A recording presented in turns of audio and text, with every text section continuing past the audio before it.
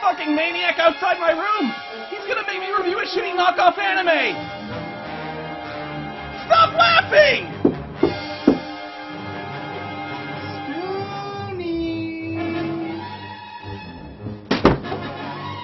Fuck you, you creepy son of a bitch! You're not making me watch another Korean chop job!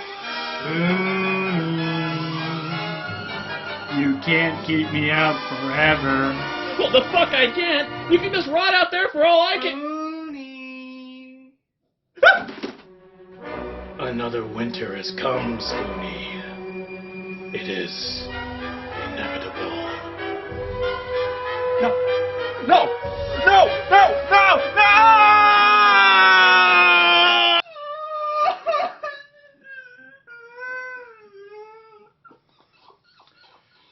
So, Diatron 5. Some of you may remember mine and Spoonie's video some years back talking about Space Thunder Kids.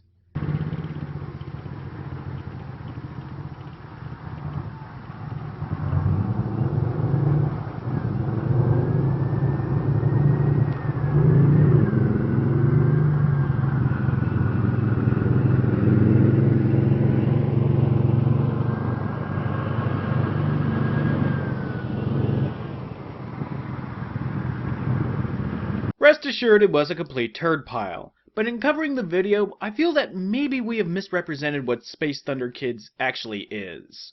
In the vaguest description possible, Space Thunder Kids is the result of producer Joseph Lai recutting existing Korean knockoff cartoons into one unruly mess of a movie.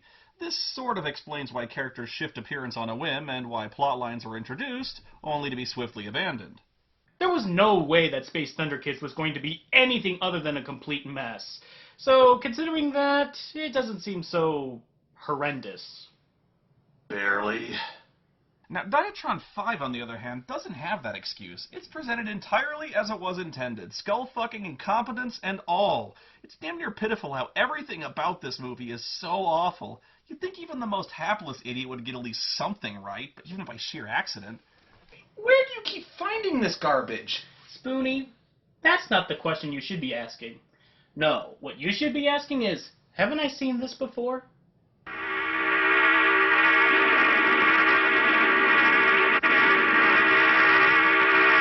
No. It's not!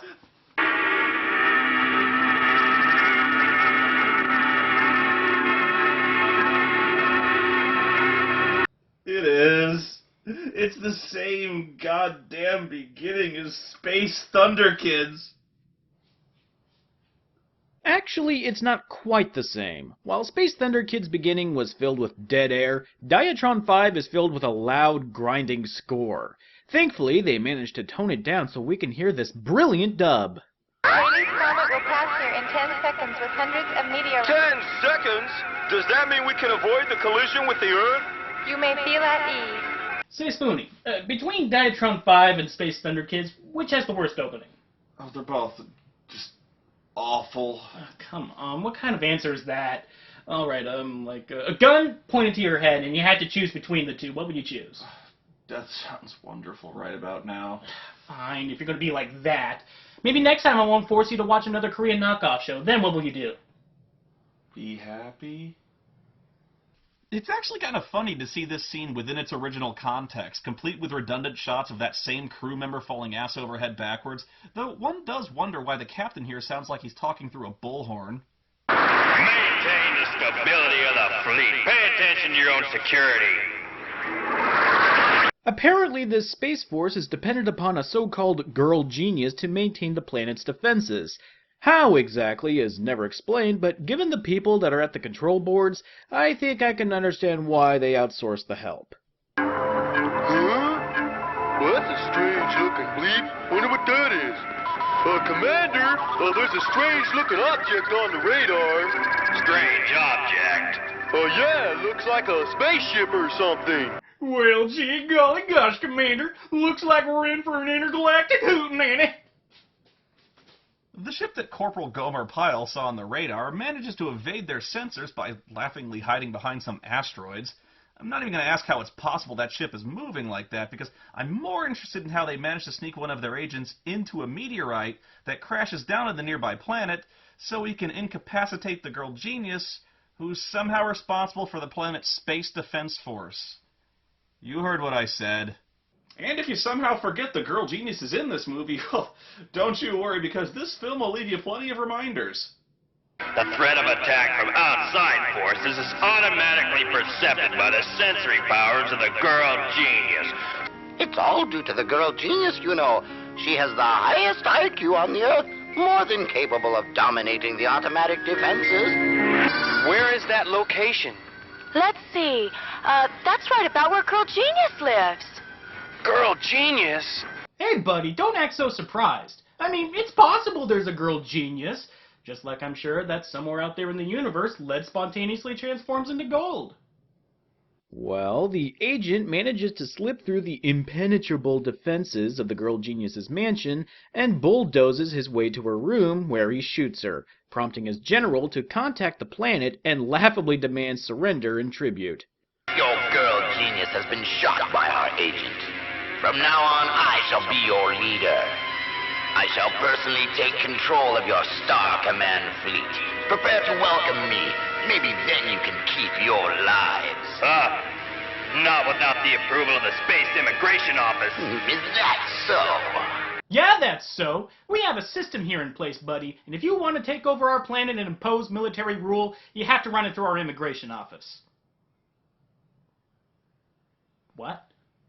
And the Space Thunder Kids flashbacks continue as we launch into a poorly animated and choppy space battle. Highlights include a robot crab that pinches cannons shut, loud soaring ships despite being in a vacuum, and a robot that hurls unprotected crew members into space to die screaming horrible deaths. I can relate. Come on, you're just being maudlin. For the past 3 years, I've shown you the worst titles I know of, and leave you a pitiful shell of the man you once were. One would think you'd be used to it by now. It seems like the bug robot has the entire Starfleet on the verge of defeat, and with the girl genius's life hanging by a thread, Professor What's-His-Face and the two assistants decide to take matters into their own hands.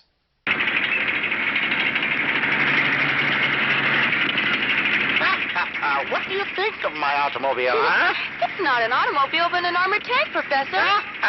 It does come in handy. Are you gonna fight the enemy with this tank, Professor Look-Tang? Certainly not. This is my private automobile.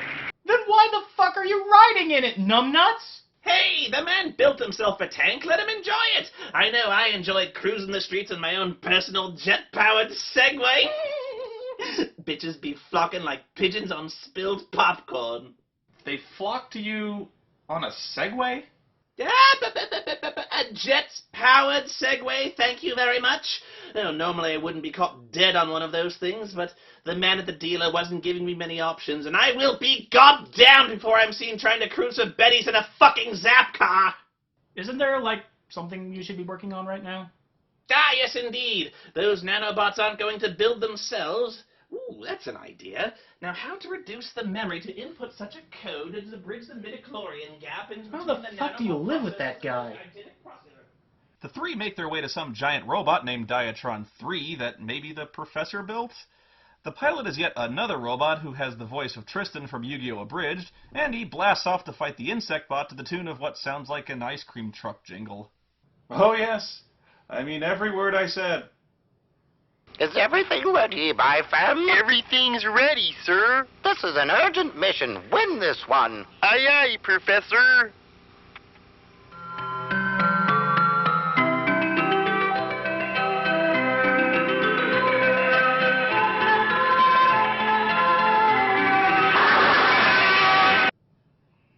I hate you so fucking much. While the robot does battle with the robot in the robot, the rest of the three are still stumped as to how they can cure the girl genius. Apparently, the bullet that was fired into her was coated with a deadly bacteria. Why the fuck it needed to be coated with bacteria when a bullet to the head can kill most anybody, I don't know. However, the head doctor has a means of fighting the infection, by pulling a fantastic voyage and send a team of shrunk-down people to fight the infection. Unfortunately, this plan is overheard by some shifty-eyed doctor who tries to make a break for it. Luckily, he's stopped cold from doing God knows what. Now let's see who you really are. It's some guy we've never seen before. Professor What's-His-Face calls for the retreat of Diatron 3 and the robot pilot. Bifon? Bifam, there's been a change of plans. Withdraw immediately. Withdraw? But why? They retreat back to the planet and are prepared to be shrunk down to fight the infection in the Girl Genius, and for some reason this scene is backed with what sounds like two people playing ping pong in an echo chamber.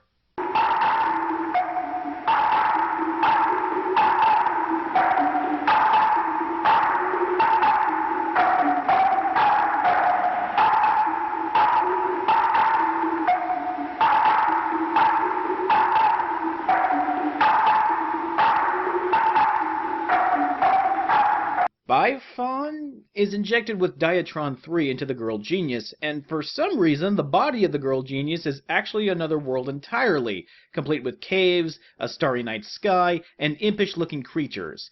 Are they supposed to be the infection? How are they sentient? And how do they come across the materials to make spears in a fucking human body? I mean, there's stretching a metaphor, and then there's being amazingly stupid. And it doesn't end there, folks.